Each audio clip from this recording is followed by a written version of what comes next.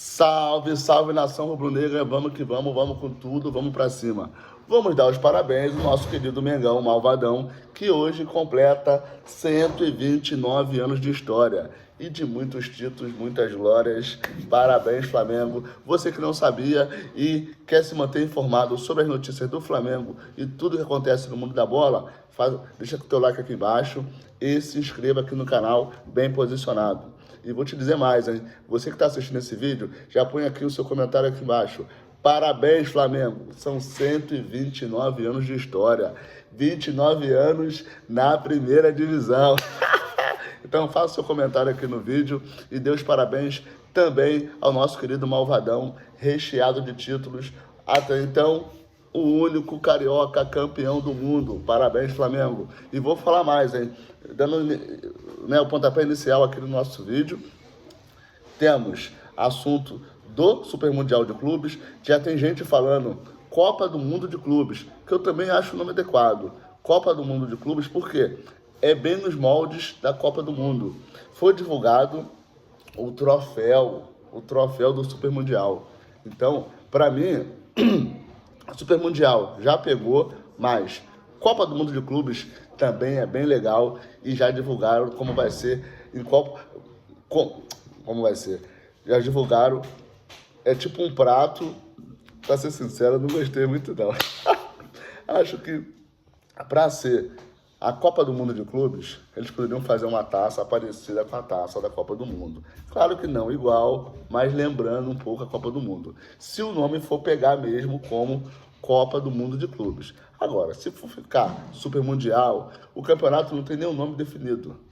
Uns chamam de Super Mundial, outros chamam de Champions League dos clubes, outros chamam de Copa do Mundo dos clubes, então já estão definidos.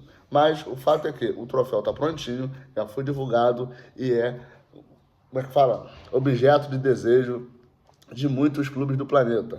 Claro que o pessoal do europeu, meio nariz empinado, isso aí é mimimi.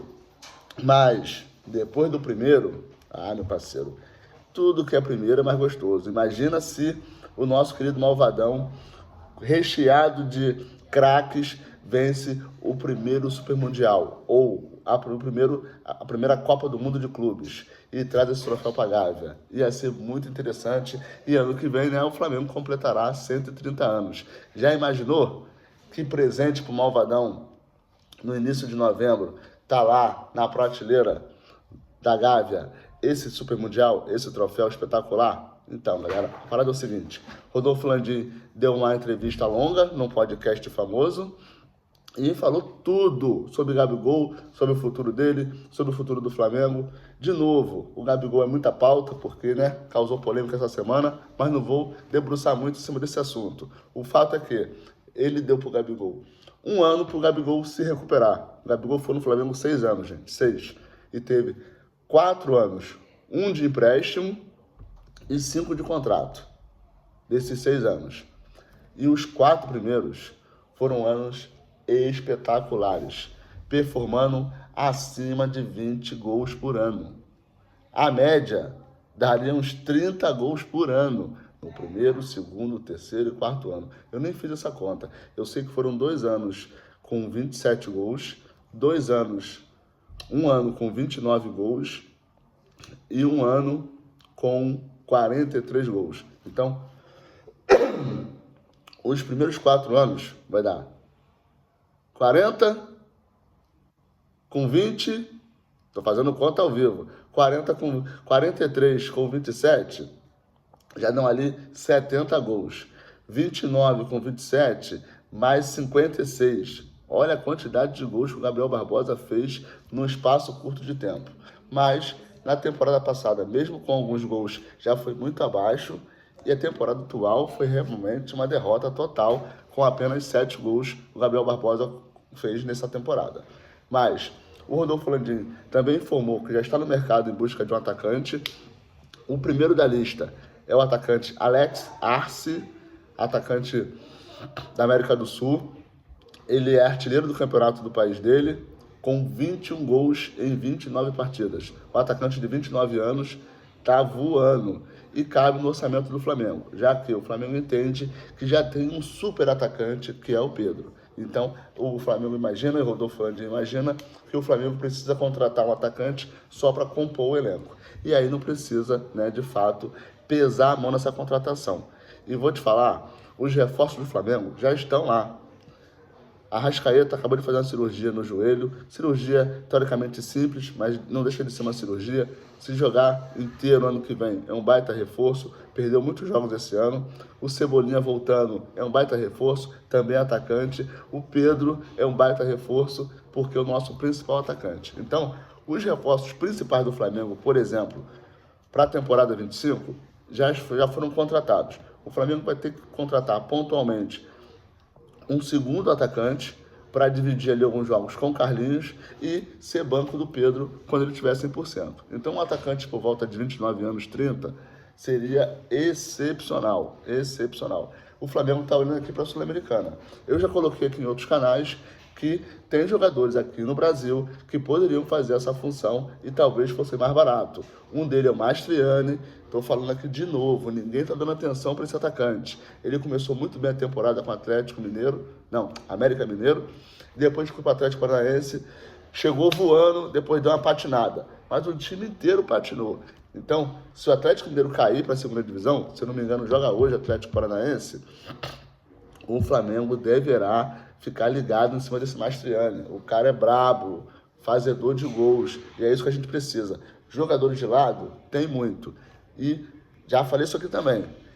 Dependendo da criatividade do nosso Felipe Luiz, ele pode simplesmente contratar um atacante e não utilizá-lo. Porque o Gonzalo Plata fez mais um golaço nas eliminatórias. De cavadinha, de novo o Gonzalo Plata. Então, num ambiente onde não tem fartura de centroavante, a solução do Felipe Luiz pode ser muito parecida com a do Carlo Ancelotti na temporada passada, que o Benzema meteu o pé e ele teve que formar a dupla de ataque com Vinícius Júnior e Rodrigo.